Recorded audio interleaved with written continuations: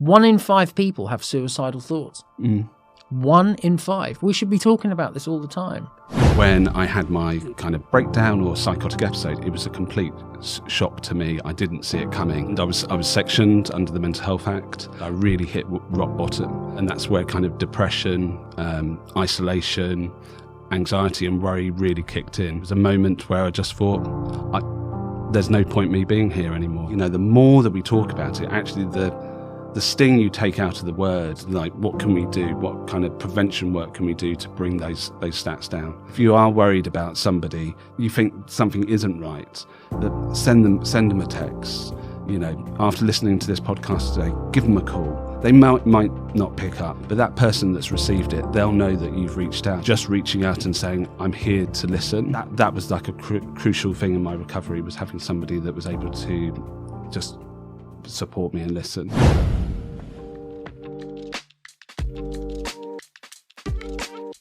Welcome to School of Rock Bottom with Oliver Mason. I'm an actor, a voiceover artist and a recovery coach who's been in recovery for many years, and I know firsthand that rock bottom can be the greatest teacher and the springboard for a beautiful life. And as you know, I invite fellow creatives and all inspiring people who have hit rock bottom, survived and thrived. This is a podcast of hope and how to get out of the dark into the light and the joy and the recovery. And that's why I'm so excited today, because I've got the brilliant Jon Salmon in the studio.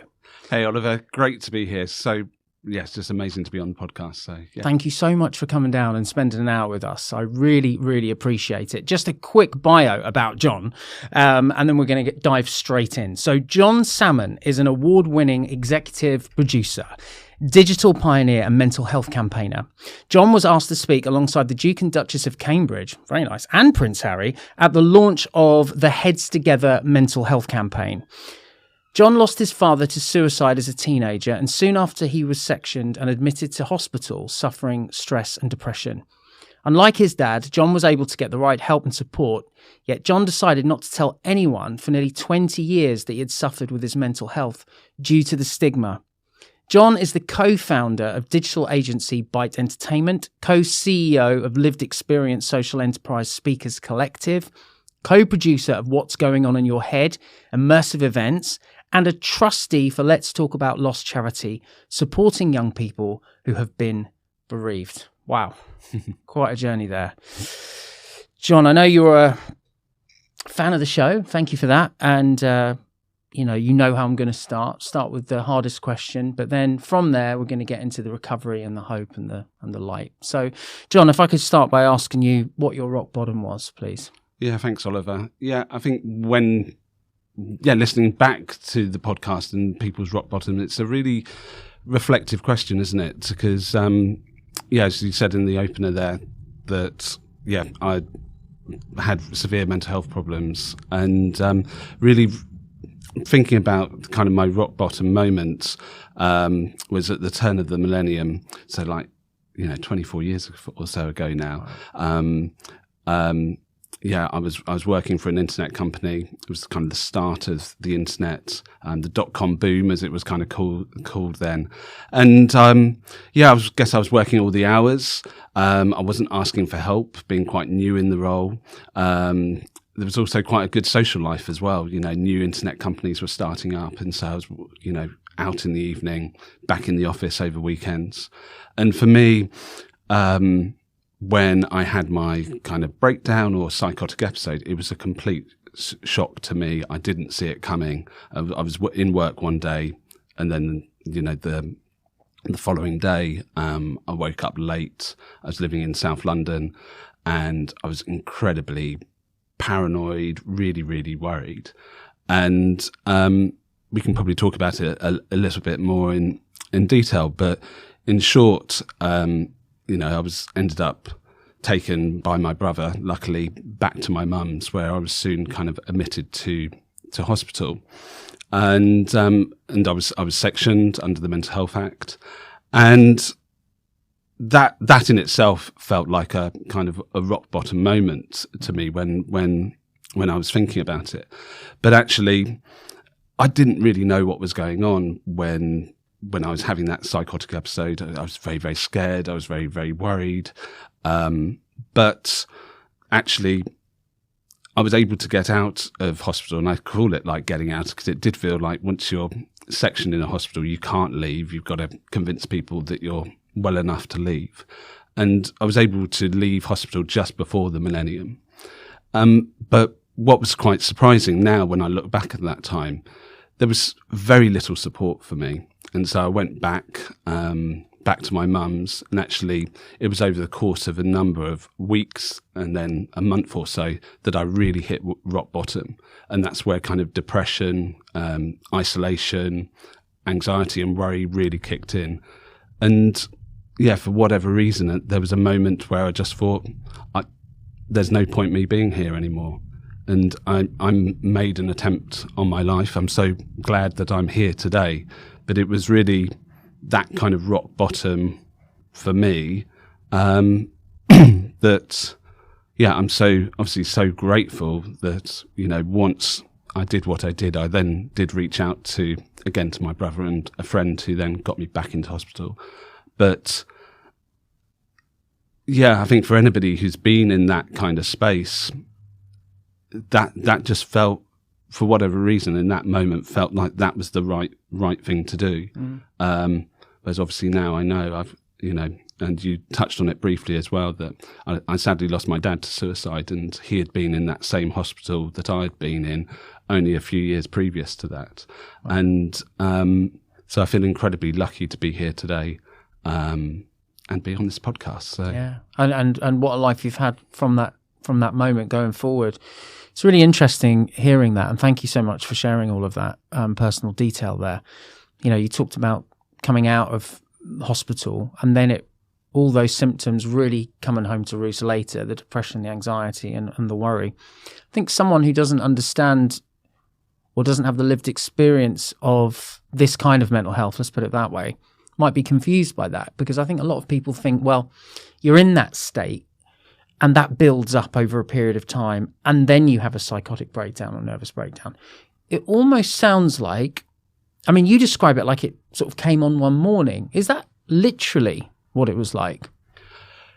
Well, it was to me at the time. I think now the work that I've done, kind of looking back at what happened, I see there's loads of flags that were building up to that day that happened. I just wasn't listening to my body. My body was probably telling me things like slow down, but again, whether that was, as you say, putting work in the way of those feelings or my body telling me things. So, take the death of my dad. There was no offering of counselling or bereavement support for me when I lost my dad. I've kind of joked that I had my bicycle stolen as a child, and I had better support offered by the police for my bicycle being stolen. Yeah. And again, I truly believe if there was, the stigma had been removed. It was when I was younger, in my 20s, it was, man up, as a man don't show emotions, don't cry at the funeral, all of these kind of suppressed emotions. Yeah. That it's hard to know what, there's no crystal ball or be able to kind of change the past, but there is definitely things that I thought, if I talked about it more, or if they hadn't taken certain actions, then I probably wouldn't have ended up in hospital. But yeah, as how it felt for me at the time, I was literally in work one day, and the next morning I distinctively remember looking out of my window of my flat. My girlfriend had already gone to work at the time, and I just thought people were watching me, and I had this immense sense of paranoia and kind of confusion. Right. Wow. Definitely going to come back to that. I'm just going to pin that for later. I think anyone listening to this, I think a lot of people will be able to resonate. Maybe not so much with the mental breakdown, or maybe they can, and that's why they're listening. But in terms of sort of having a lot of grief, I say that lightly. You lost your dad to suicide. It must have been absolutely gut-wrenchingly painful. But then not having the tools or the wherewithal or the support to deal with it, and then sort of dealing with it by keeping busy. And I think even though the strength of the bereavement was very particular to you, although suicide, unfortunately, is, as we know, very prevalent. I think a lot of people can relate to ignoring red flags and just keep going. And it's a real warning sign to people, isn't it? That can happen. You can wake up one day and have a mental break. Yeah, and I think your body can only take so much, right? And the body is an amazing thing. It can absorb so many different obstacles that we can find in life and, bounce back from. But yeah, it can only take so much. And I think like a pressure cooker. Were you aware that you were stressed, at least? Or were you just Probably other people around me maybe were aware. But nobody sat down and said to me, "Oh, John, I think you're working too hard here," or, or we're worried about you. And again, maybe that was kind of the culture of... which still exists, kind right? of like play hard, work hard. Especially kind of young in my career. And I think, again, not getting any support when my dad died, I'd already built in, I guess, a certain level of resilience or kind of barrier to kind of, so I've never, I was at that kind of time in my life where I was starting to meet new people. So obviously before, when my dad died, I was at college. So my college friends knew what had happened. But when I kind of was able to get to university and then go on to start working, nobody knew about my past and my dad. And so, and again, if ever conversations got close to talking about families and stuff, I would always steer it away from that because I didn't want to go to that place to start, to talk, "Oh, well, where's your dad?" kind of a thing. Got you. And,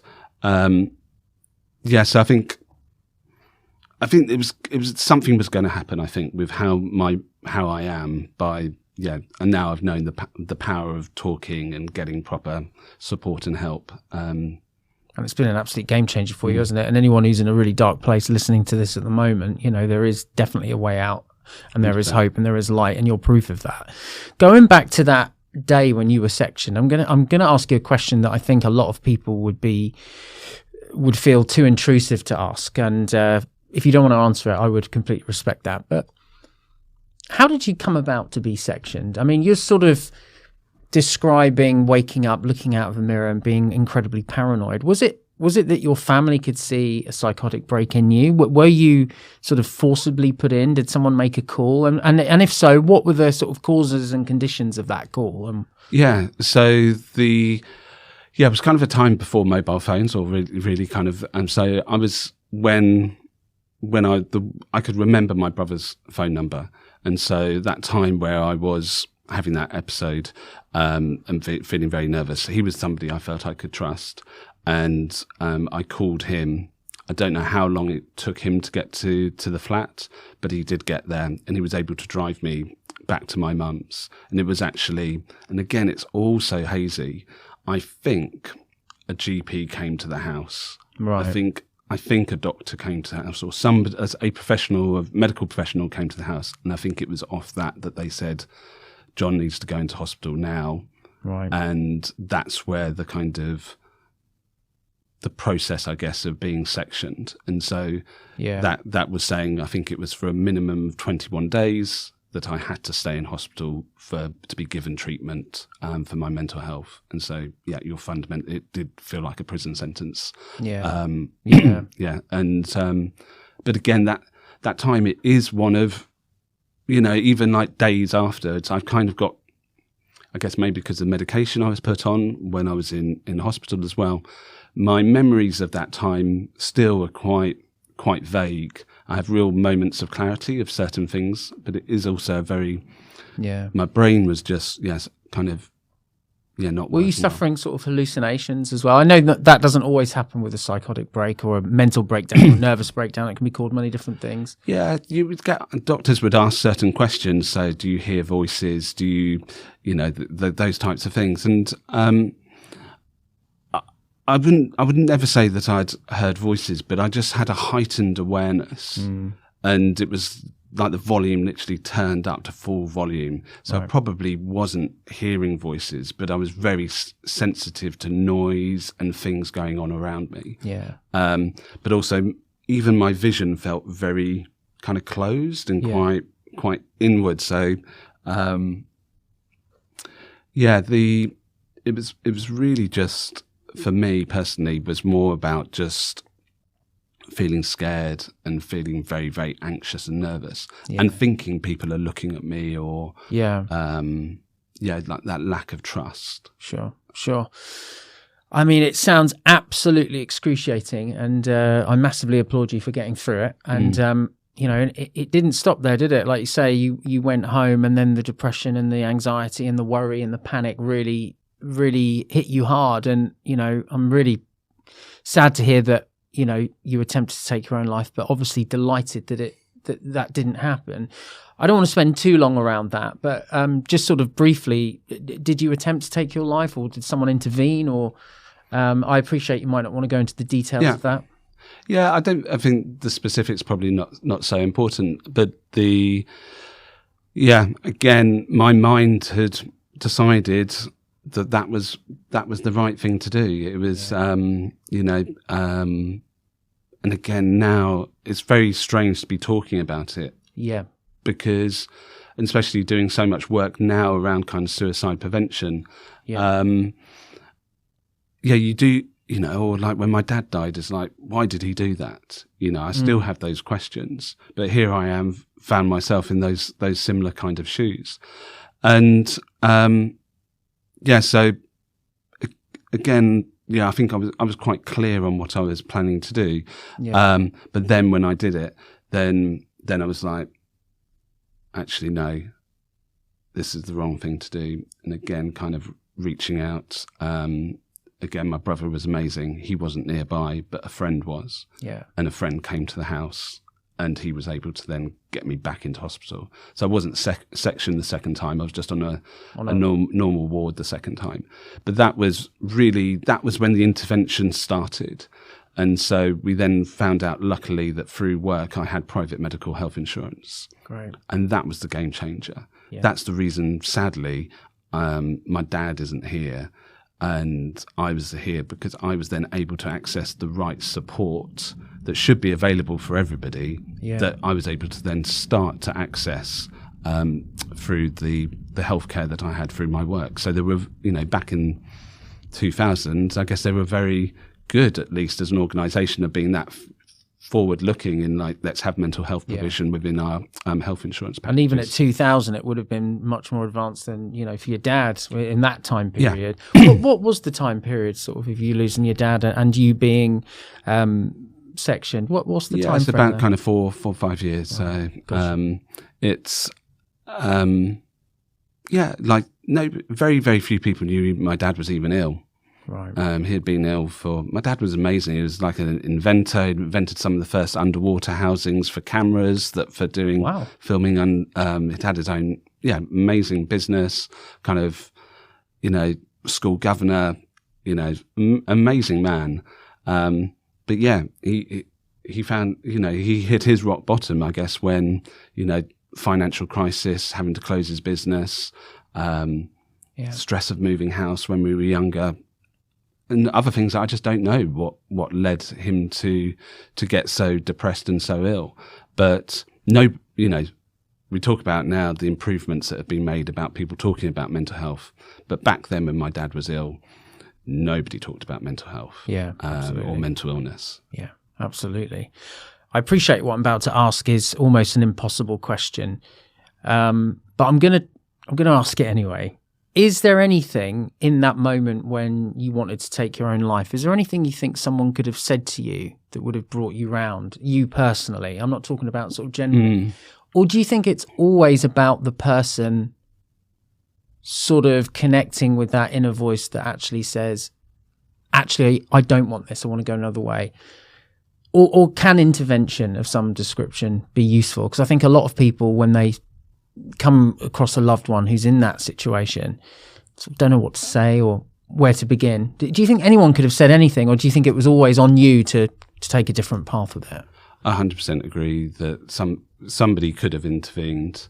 And it's interesting, you know, how we try and help and support other people that are feeling suicidal. There's been so much more research now done into it that now the stigma is starting to kind of come away from talking about this subject. Like asking somebody if they feel suicidal is not going to make them suicidal. There's kind of evidence that proves that. Yeah. And so sometimes asking direct questions will actually maybe give somebody the opportunity to say, actually, yes, I have been thinking about it. And I think if somebody had asked me a direct question in the build up to that days, I would have said, actually, you know what, I am at my rock bottom. I am feeling really low. I don't know why I'm here or how I'm going to get better. Yeah. So 100%. But and I think the closer you are to somebody that's struggling, it's also really difficult to have those conversations. So I'm sure my mum or other people around me were trying to do they were doing their best to try and make me better. Yeah. But I think another thing I've learned is also just that support can come from lots of different places. It doesn't have to be from your family. It could be a friend. It could be a colleague. You know, so that, you know, trusting your instinct. If you, as I say, for me, when I had that breakdown, that was a complete surprise to me. I'm sure it wasn't for other people around me. Yeah. And again, somebody could have said, "Oh, John, I hope you don't mind me asking, are things okay?" And then, you know, really allowing the time for me to kind of respond. So I think there's always opportunities to, kind of reach out or intervene or help. Thank you for that. I mean, definitely breaking the stigma, which is, you know, what we're doing on this podcast, and that's one of your massive passions. We're going to get into that. I mean, I think, you know, we've obviously gone into quite a lot of detail about sort of your dark periods, but now I want to sort of turn more into the light because, like you say, it was like 20 plus years ago. And I know recovery is not linear. You know, you recovered from that, and then it's just, you know, the only way is up, like Yazoo and the Plastic Population. Great tune. I always think of that in hard times. That song always comes into my head. But it has, I think, you know, by and large, been always on the way up, it seems, from looking at, you know, your life story. Just briefly, like, how did you sort of navigate from that rock bottom up to where you are now? What were the sort of early tools that you used? Because obviously you didn't talk about it publicly for 20 years. So sort of in private, what was happening? Yeah, so in private, it took a year for me to get back into work. And there's an amazing individual called Frank who I'd worked with at the previous company when I had been ill. Yeah. And he said to me, there's a job here for you at the company he was working for as a kind of an assistant level. And he was really great. And I've taken a lot from his words when he took me on. And he said, for any time you feel stressed or something doesn't feel right, that's great. Just go home. Just, you know, don't feel under any pressure to stay here in this work. And I stayed with that company for like over 10 years. Oh, wow. And you know, I had very few days off sick, but it was that empathy and support that got me back on my feet. And it took a long time. It was a slow progress. As you say, I didn't tell anybody at that new company that I'd been ill. Yeah. I just came in as a new employee. And sorry to interject. So was it things like therapy and medications? Did that play a role? Yeah. So before to that point, that kind of year trying to get back on my feet. So I was a day patient at the Priory in North London. Right, gotcha. And I was able to meet some amazing people from all different backgrounds, whether it was they had problems with addiction or eating disorders. And what going to that place allowed me was the space to unpack what I'd been going through. I did CBT, so that really helped me to kind of challenge some of those thoughts, and that was a really good part of my recovery. Listening to your body is something I do every day now. There's always, whether I've slept well or not, or if I'm anxious about something, something that I think has been my safety net. Yeah. So I'm just more aware of myself and how I'm feeling. And so as I was going, over the years, I'm maybe sometimes a bit too tuned in, that it's like, but you need to know when to step back, when to actually, I will just stay in bed today and try and balance things out. So it's been a mixture of therapy, and there was medication in there for a period of time, and slow, movement, running was a really important part of my recovery. Yeah. I've talked about in the past, kind of literally getting out of bed felt like a marathon, like walking down to town when I was just in recovery felt massive. And there was something about running that really helped me early on in my recovery. At first, I really just didn't have the energy to run particularly far. Yeah. But it was like over the years that became my space to sort things out in my head as I was running as well. That's wonderful to hear that. I mean, I know exercise is so important to so many people, and it's just great to hear that you were just open to. Well, it seems like you were open to everything. You were in a day clinic. If you needed medication, if you needed to talk, and therapy, CBT, I'm a big fan of as well. I'm sure a lot of you on the podcast will know this, but it's cognitive behavioural therapy, and if you're interested, I'll drop a link to what that is. But it's an amazing talking therapy with tools and tips for challenging thinking in your mind. Works for lots of different mental health conditions, doesn't it, CBT? Now, what I'm about to ask you is an absurd question, because it's blooming obvious probably, but I think it's important to talk about. You didn't talk about this for 20 years publicly. And then when you did, you were on stage with Prince Harry and the, William and Kate. I always get their official titles wrong, so I just went with William and Kate. Am I right in thinking that was the first time you kind of blew the whistle on it? Yeah, completely. So, and I've learned a lot from that. I wouldn't necessarily recommend to anybody as a way of telling your story. But I think that campaign was called Heads Together, and it really felt like the first time that the mental health sector was collaborating. Yeah. And so Heads Together is about bringing 8 different mental health charities, big and small, together, all with their kind of niche, whether it was looking after like mental health of young families and first-time families with best beginnings, or Calm, that's looking at kind of predominantly men's mental health and suicide prevention, right through to Mind and a number of different charities. The Royals were just brilliant at bringing these charities together with the one single kind of message of the Heads Together campaign, which was around that we all have mental health. And that was like, if this campaign does one thing that gets that message out, that, it's a scale, it's like physical health.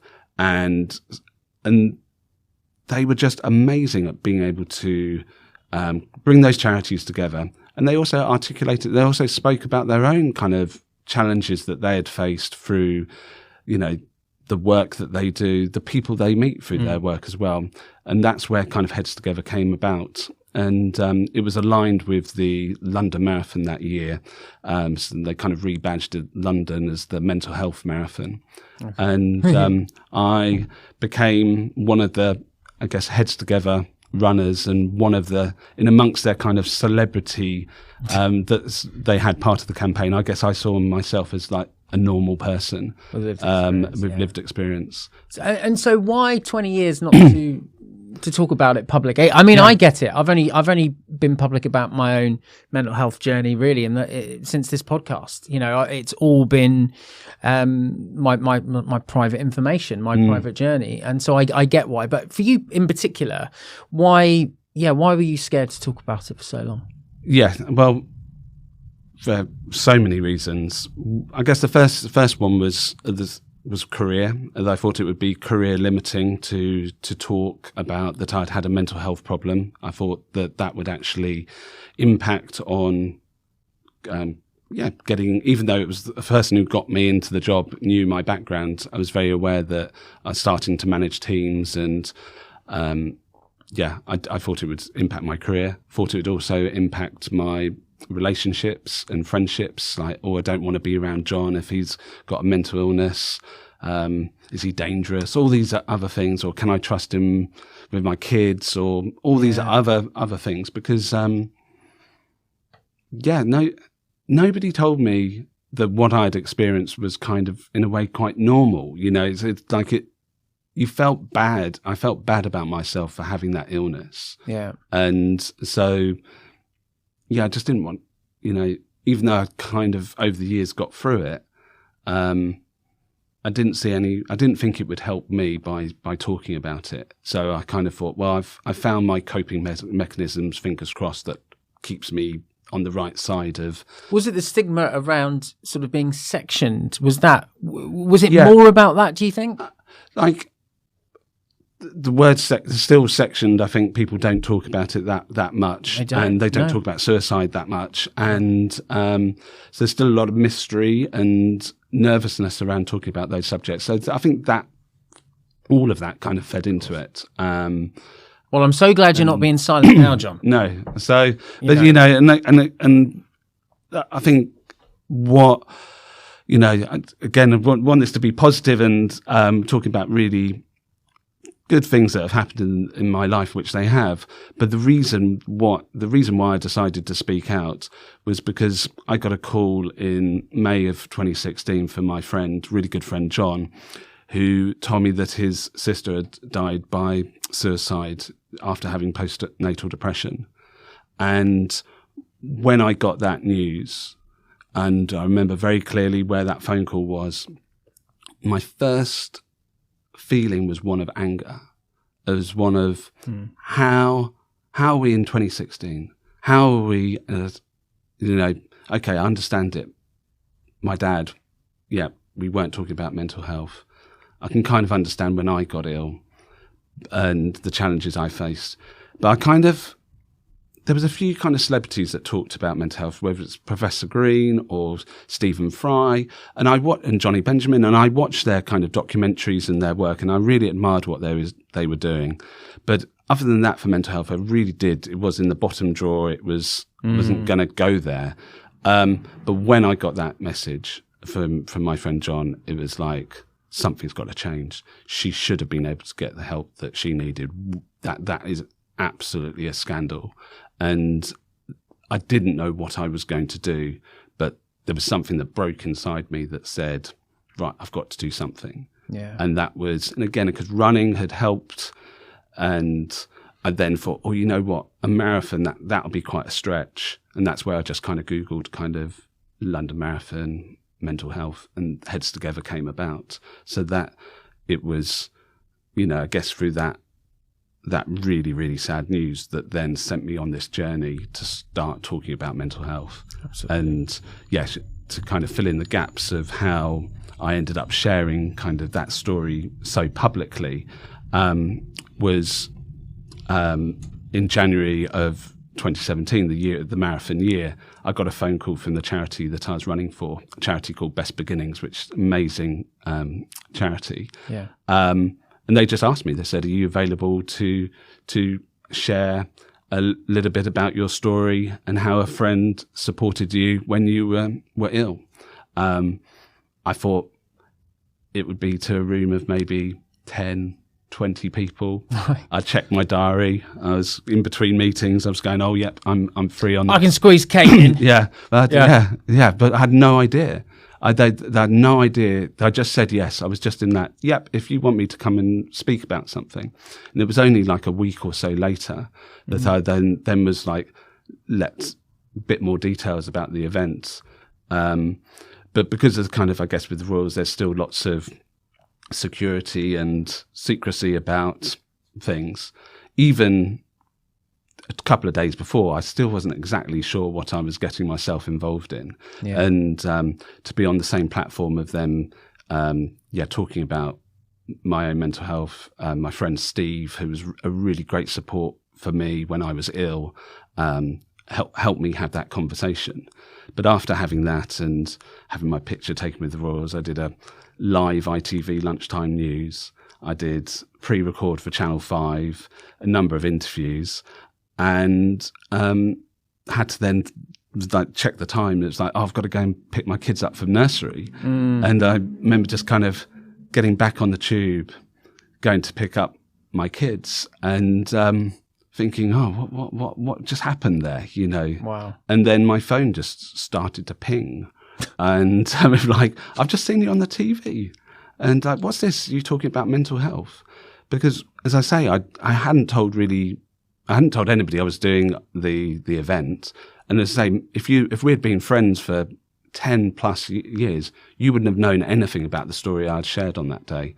So there was also people that were like, are you all right now? You know, all those kind of, are you okay? And wow. I was like, oh yeah, that was then. But yeah, and what was phenomenal was then the feedback I was getting from people were like, oh, it's so nice to hear a guy speak about their mental health. Yeah. I was like, okay, that's interesting. And then everybody from all walks of life opening up to me or saying, oh, Jon, could we go for a drink? And then I realized, like, actually there's so many people like me. As I say, sadly, the stats kind of show how many people are impacted with poor mental health. And that was the eye-opener. It literally was from chief execs of companies right through to, you know, hairdressers, and that were then opening up to me saying, oh, I've been suicidal, I've been through this. And it was like, it's so much more common than you realise. And isn't it amazing that something that you're carrying around, this darkness that is like the guilt, the shame, the paranoia, the what do people think of me, suddenly turns into, wow, you're a hero. You've got through this. People start seeing you as a warrior, as a victor in your story. Whereas I think a lot of people who have gone through mental health challenges, they're telling themselves another story. You know, I'm not talking about you specifically. More generally, I sort of did it with myself. I'm sort of weak and I'm a victim, and why has this happened? And then by sort of helping others with it, you turn into a sort of a champion and a warrior, and it's incredible how it completely flips around. Yeah, that energy. And all of those feelings were really interesting. I guess I've really kind of gone through them, you know, like the next morning. So like once I first told my story, there was a massive, I literally could feel a weight lift off my shoulders. I felt lighter for like getting it out there. An incredibly public way to do it. And it felt great. The next morning, there was definitely a moment of like, oh, well, I can't put that back in the box now. What's my mum going to think? Or what's other going to, you know, it's open, it's out there. And I think that's something that I've kind of learnt over the years as well about, I felt like a bit of a fraud being there in front of the royals, because to me, I wasn't on medication. I was feeling mentally okay. And there was something at that time when I shared my story around other people that I saw that were really struggling. And I just thought, well, at the time, and I know it's wrong, just felt that actually I felt like a fraud sitting there talking about mental health. Right. Because actually I wasn't mentally unwell at the time. It's a very weird kind Jon, I say this with love, mate. You definitely qualify. Your story definitely makes you qualify. Yeah, but I just want anybody listening to this as well that has gone through that journey of rock bottom. It's funny how your mind can sometimes convince you that your experience is no longer valid because you've actually got through it. And I think that's what's so important for other people to hear, that we need to hear these types of stories of hope, that things can get better.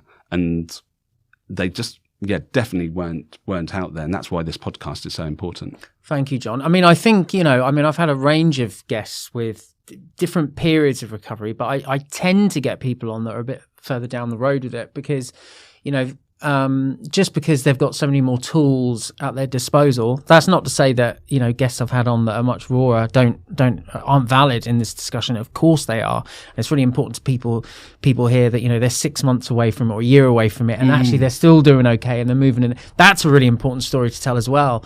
But, the fact that happened to you 20 years ago and you're still living in the light and the joy just shows how strong your recovery has been, and so that is hugely, hugely valid.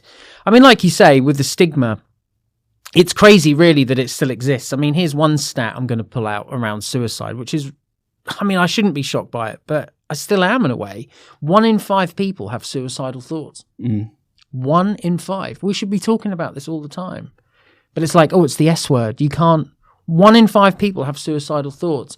And in the creative industry, it's 60% of people have had suicidal thoughts. That's a stat that came out last year. 60% of people in the creative industries have suicidal thoughts. That's really high. And it's probably higher because people don't want to admit it. So this is something that everyone's thinking about and talking about. And it's so, so important that we're on here talking about it. Yeah. And when just before we started the podcast, you said, oh, we can swear if we want or something. Yeah. And, to me, like saying the word suicide felt like saying one of the biggest kind of swear words, because it's so loaded, and it was so, and somebody said to me, but the more that we talk about it, actually the sting you take out of the word, the impact is still what it is. Sure. But because nobody even mentioned the word suicide a few years ago, so it's great that we are talking about it more now.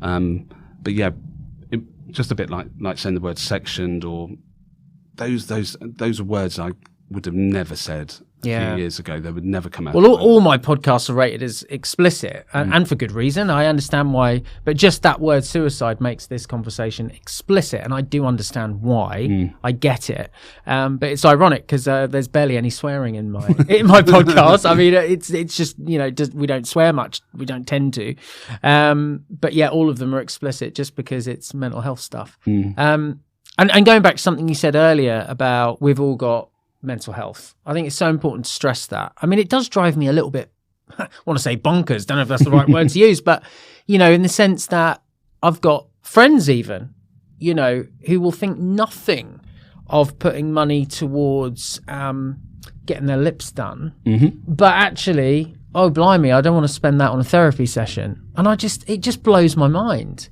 That's still a thing. That money for your mind, and it doesn't have to be money, right? I know, I work in recovery, and most of the stuff is free that's on offer there. But it's really interesting because, mental health, we see the world through our mind. That's basically how we experience living. And so to me, it's the most precious commodity. Obviously, our physical health is super important as well. This isn't a debate about which one's more important, but it's as important, because that's how we view the world. And I'm so glad there's people like yourself out there that are championing this and talking about this. I want to talk about a couple more stats around this, because particularly with men, it seems. Let me just dig this out here. For example, 10% of young people self-harm. 1 in 14 people self-harm. 10% of young people self-harm, 1 in 14 people across the spectrum self-harm, and suicide is a leading cause of death for men under 50. I mean, that's shocking statistics, aren't they? Yeah, shocking statistics. And actually, statistics we all have the opportunity to actually help bring down. And, if it was cancer or if it was other types of illness, other than support, and that's probably about all that I can do. But I think that's what's quite important around having these statistics is actually gives us an opportunity to like, what can we do? What kind of prevention work can we do to bring those stats down? Yeah. And there's a stat that I won't be able to remember to quote properly, but the research that was done, that those that have been bereaved by suicide have about the chances of them also taking their life or attempting to take their life significantly increases. Yeah. So here you've got a stat that's actually saying that would have actually already put me in a high risk group. Yeah. Based on what had happened to my dad. If that. Straight away, there was a marker there that could have been acted upon, going, oh, right, and I just feel that there's so many opportunities to bring these stats down through research and, action. But again, because we're in 2024 and we're still breaking new ground around how to to help people, and that's because the stigma has been so great with such advances in cancer research and other areas of health, but it still feels with mental health it doesn't get the funding it requires. We're talking about it more, but yeah, people the waiting list to access therapy and support is still too long, and so that stat always stands out for me, is that suicide's the biggest killer of men under the age of 50. That should be the easiest way to justify why, and get some action moving. More money and more support needs to go into bring that down. Yeah, absolutely. I mean, Jon is an absolute haven of resources and help and support available. I'm going to put in the show notes lots of links for Jon that you can access all of those fantastic things.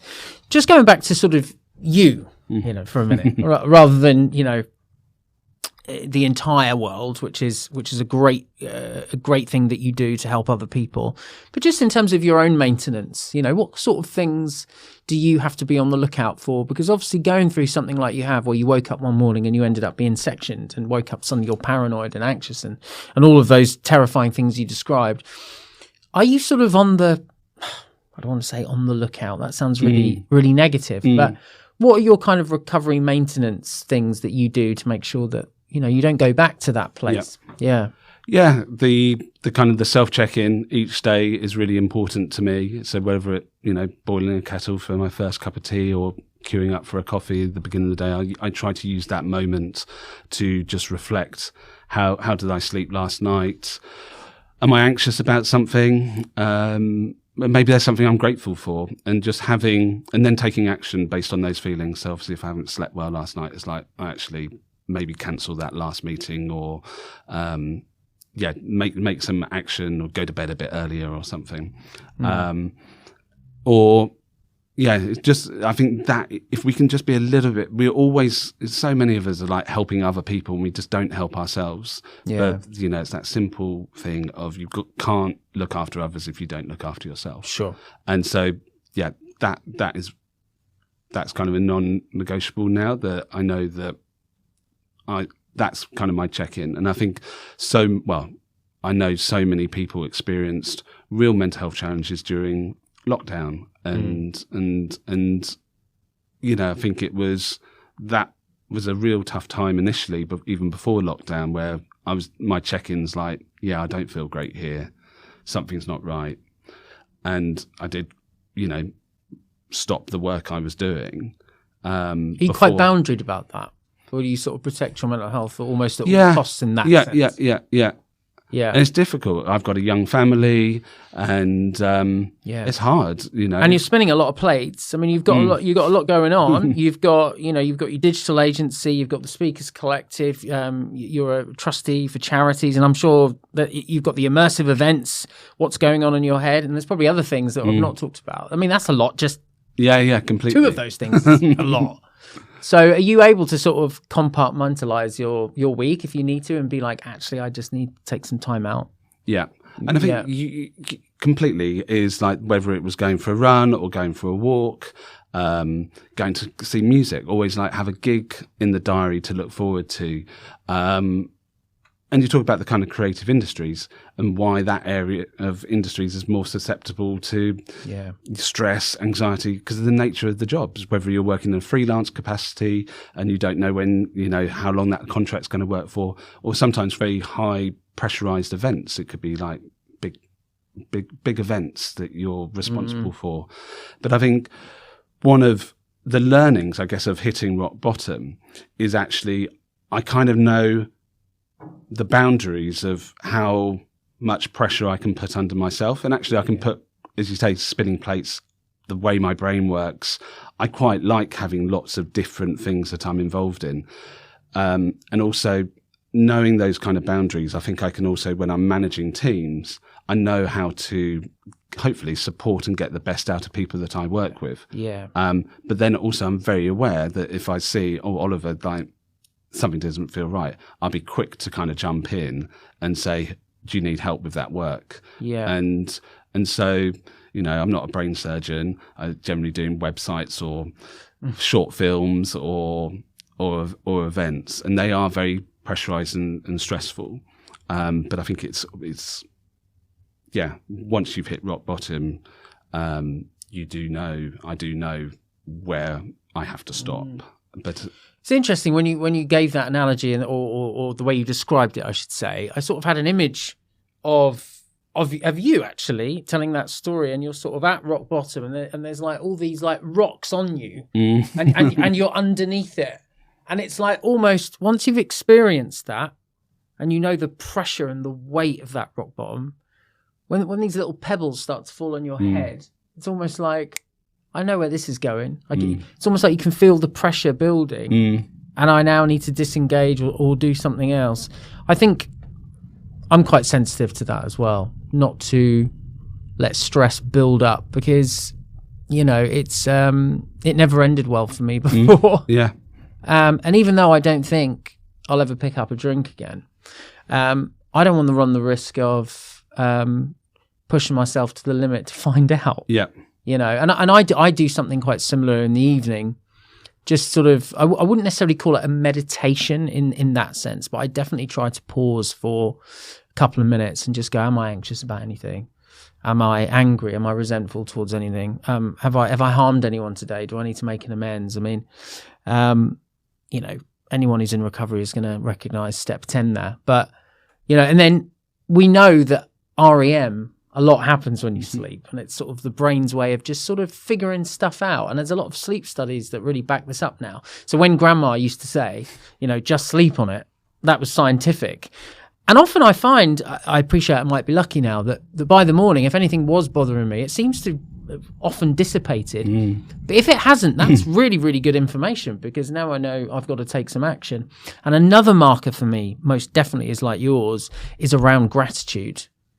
If I'm not grateful, if I'm not ungrateful on one day, that's sometimes just being a human being. But if that continues, if I wake up Monday ungrateful, I'm still ungrateful Friday for my life, I'm going to then assume that I'm probably drunk by the end of the weekend. Like, I have to take action, and I can't let it slide. Is that another marker for you, gratitude? Yeah, 100%. Yeah. Like a really simple one is like having a shower. Having a warm shower. I know lots of people are talking about cold showers. I'm very much a warm shower type person. But that gratitude, I remember being in the hospital section, and the hospital, that memory being in the hospital just feels grey, right? That is the colour that I feel. And I remember being in the hospital in a shower, and it was like old style kind of drippy type type thing, and it was cold, and again just feeling just very alone. And so gratitude for me is just a simple thing like having a nice warm shower. It's like, aren't I lucky that I've woken up today, started off with a warm shower. Not everybody can do that. Being grateful is definitely part of the mix of things. And when you're having particularly bad, tough times, it's sometimes hard to go to that space, right? If things are really difficult. But definitely part of the recovery is that. Something else I wanted to kind of pick up when you were kind of saying that doing lots of different things. I think something else that I've learnt as well is not to do it alone, and do it, all of those projects involve other people. And I think kind of when I was younger, I tried to do it on my own. And that's probably where the stress, the anxiety also crept in earlier than it needed to, because I wasn't asking for help. And so that, I think, kind of, all the projects and stuff that I do usually kind of, will come off a little idea and say, oh, well, let's try and do that together.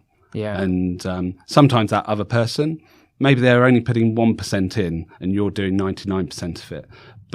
Or sometimes it'd be the other way around. They're doing 99% of it and I'm just doing 1%, like as a trustee of a charity. But that's another thing within the creative industry, I think, is how we can all work and support each other. And because of your lived experience, it makes you, I think, 10 times or 20 or 100 times better at doing that. And I think that's another one of the added benefits of going through severe mental health and then coming out the other side, because you're able to be so much more empathetic, 100%. know when to come in and say, actually, do you need a little bit of help?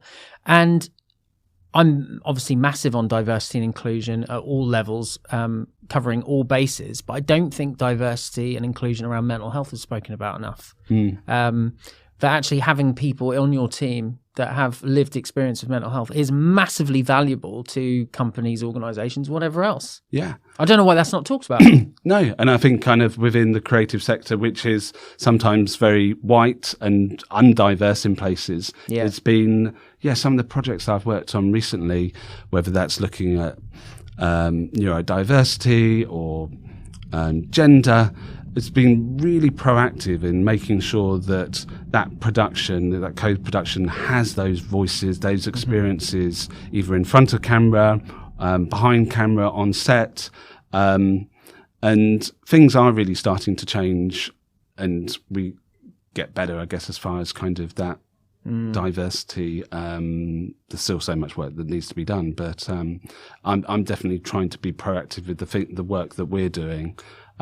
Has that kind of diversity and lived experience kind of baked into what we do. Yeah, absolutely. Makes for a better show, better website, better content. Yeah, I can imagine you're amazing to work with because of that. I mean, I like to think that the teams I work with enjoy working with me. I mean, they certainly tell me that they do, but that's because I tell them they must say. Yeah. But I like to think that I'm quite good at if I've got someone that's working for me, and I can see that they're under a lot of pressure, just to kind of go, I'll give that to me. I'll sort that out. Take a week off, and I do try to, without trying to sort of mother people or micromanage, sometimes just take the load off. Go, actually, I think you can do a bit less there.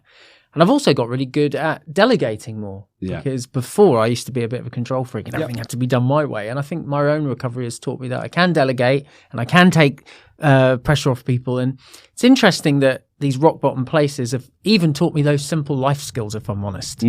Because prior to it, I was a bit of a hedonist, kind of egomaniac, I think, a lot of the time. Yeah. For me, it's been a learning process, right? And ask people that work with me. I guess they may give a more honest opinion of what I'm like to work with. But that is the place. But that's where I'm trying to come from anyway. Is like get the best out of the people. What we're trying to do the best thing we can possibly do with the money or the time. But just also be mindful that don't push somebody to breaking point just for the case of keeping a client happy for that day or whatever it is. I think there'll be lots of different types of people listening or watching this today, and they're all completely valid, whoever it is listening to this and why they're interested, because I know that we've spoken about lots of different threads and discussions. I suppose if I had to pick one person that I really hope is listening to this right now, is maybe someone who finds themselves in that position that you spoke about earlier, where they may be thinking about taking their own life. I just really, really hope that they can hear your story today, that there is life beyond that deep, dark pit of the soul where you don't see a way through. Because thank goodness that didn't happen, Jon, because you've gone on to have a family, have a successful career, and help literally hundreds of thousands of people, and you can continue to do so. Would that be the message that you think you'd like to echo most strongly? Yeah, and also I think that there is support out there that, whether it's you're worried about somebody or you're listening to this and you are in a dark place. So there's Samaritans that can be contacted night and day, 365 days of the year. Thousands of volunteers giving up their time to listen to people's who find themselves in a dark place. And they can be called on 116 123 in the UK and Ireland. Also, there's an amazing text service called Shout. So you can text the word Shout to 85258, and you can have a text conversation if you don't want to pick up the phone and actually speak to somebody. And the final kind of, signposting is an incredible person called Jake Mills. And when he had his own challenges with his own mental health, and he set up a charity called Chasing the Stigma. And he has a website and app called Hub of Hope.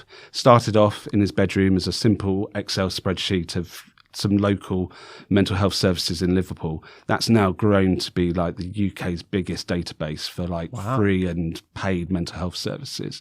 So again, somebody listening there, you know, Google Hub of Hope. You can type in your postcode, use the location on your phone, and it will show like support and groups that are near to you.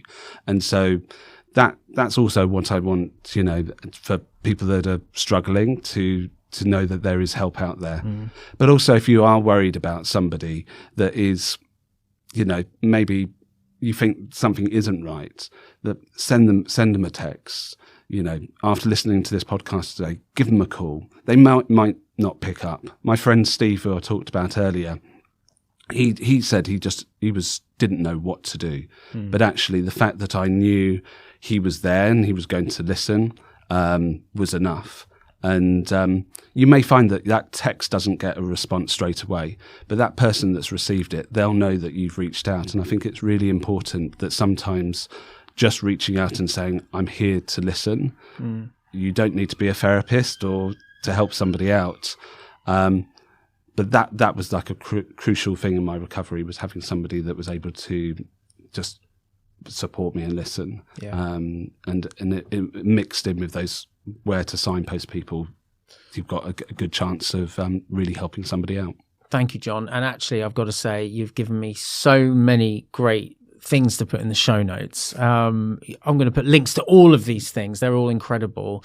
Unfortunately, we're out of time, Jon. I want to thank you so much for coming down. I really, really appreciate it. Brilliant. It's been a great conversation. Thanks for having me on. Yeah, I've absolutely loved it. And as I say, all the links to where you can follow Jon and all the things he's talking about, I'm going to put into the show notes. So dive into that straight now. Wherever you're watching or listening to this, please leave a review or give us 5 stars or follow or rate or subscribe. We're on lots of different platforms. So that really, really, really helps. And it means so much. So please do those things. And as always, and I've not let you down yet, I will see you with a brand new episode in 2 weeks' time. Until then, look after yourself. Thank you.